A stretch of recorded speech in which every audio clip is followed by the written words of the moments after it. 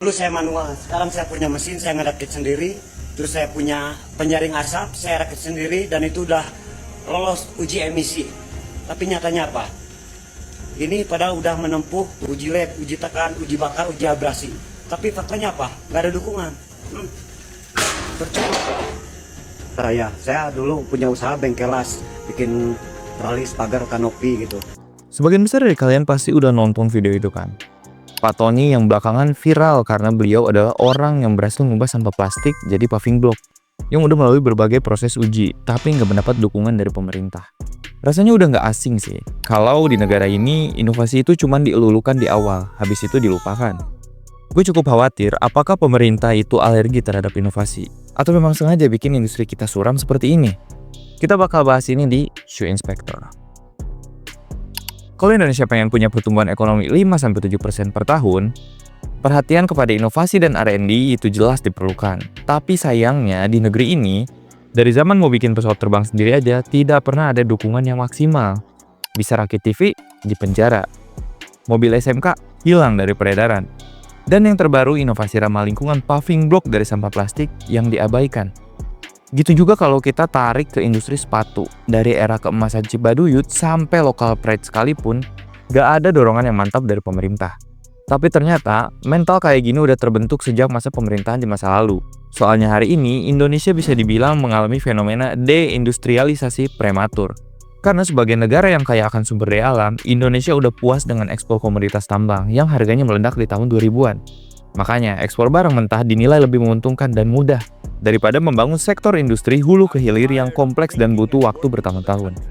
Itu sebabnya investasi dan tenaga kerja cenderung fokus ke sektor ekstraktif, sedangkan sektor manufaktur kurang dapat perhatian. Nah, harusnya dari sini kita semua sadar kalau orang terkaya di Indonesia itu datang dari pengusaha tambang, bukan investor teknologi kayak di luar negeri.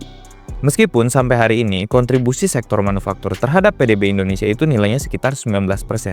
Which is yang terbesar setelah perdagangan dan jasa. Tapi kenyataannya bisa kita tinjau lagi bareng-bareng, mulai dari pabrik bata yang tutup, Sritex bangkrut, Tokopedia diambil alih ByteDance, dan secara perlahan brand sepatu internasional mulai memindahkan produksi mereka ke Vietnam. Makanya ini harusnya jadi sinyal buat pemerintah yang harusnya mulai serius untuk fokus ngembangin sektor manufaktur yang lebih up to date lagi. Karena percuma upah minimum naik, tapi skill SDM-nya stagnan. Inovasi dan R&D itu butuh biaya yang besar banget. Dan kalau sampai hari ini kita lihat Indonesia masih belum punya banyak inovasi yang menggebrak, berarti memang ada sistem yang salah di dalam tubuh pemerintahan yang memaksa Indonesia gak bisa berkembang sampai hari ini. Karena kalau pemerintahnya konsentrasi, gampang kok buat ikut ambil bagian dalam pengembangan industri. Lihat aja Cina dengan konsentrasi pemerintahnya buat jadi pusat manufaktur dunia. Dan Vietnam yang bikin iklim investasi di sana sangat nyaman. Masa gitu aja Indonesia nggak bisa?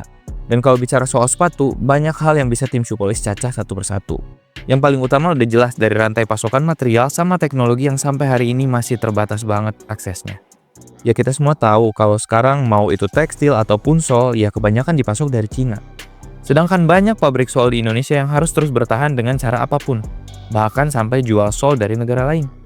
Mereka kekurangan dana buat riset, kekurangan orang pinter buat bikin formula sol yang bagus, dan Indonesia kekurangan jaringan material yang lebih variatif. Makanya kami juga resah melihat desain dan inovasi brand sepatu Indonesia yang gitu-gitu aja. Jadi wajar kalau sampai hari ini, kebanyakan brand Indonesia cuma fokus buat jadi produk alternatif, bukan brand pemenang di negeri sendiri. Semua jaringan produksi sepatu sampai hari ini udah berhasil dipegang sama Cina. Bahkan brand Indonesia pun harus ikut develop di Cina untuk bisa terus maju di industri ini, dan tanpa campur tangan pemerintah. Sedangkan nasib brand-brand yang merintis dari bawah, mereka cuma bisa berjuang dengan sumber daya seadanya, dan bikin produk yang biasa aja. Mending kalau dilirik sama market. Karena musuh mereka hari ini bukan cuma brand internasional, tapi produk impor murahan dari Cina dan sepatu thrift yang gak jelas dari mana. Makanya, entah bagaimanapun caranya, sistem ini emang harus segera dibenahi oleh pemerintah. Atau emang pemerintah sengaja buat bikin kita stagnan kayak gini. Padahal anggaran ribuan triliun tiap tahun, tapi gak ada impact yang beneran dirasakan oleh masyarakat. Industri sepatu pun butuh itu. Karena pabrik sepatu itu industri padat karya, udah jelas perlu mesin dan sumber daya manusia yang cukup banyak. Dan bayangin kalau kita dengar lagi kabar pabrik sepatu yang tutup, ada ribuan orang lagi yang akan kehilangan pekerjaan mereka. Kalau pemerintah terus-terusan tutup mata soal ini, apanya yang Indonesia Emas 2045?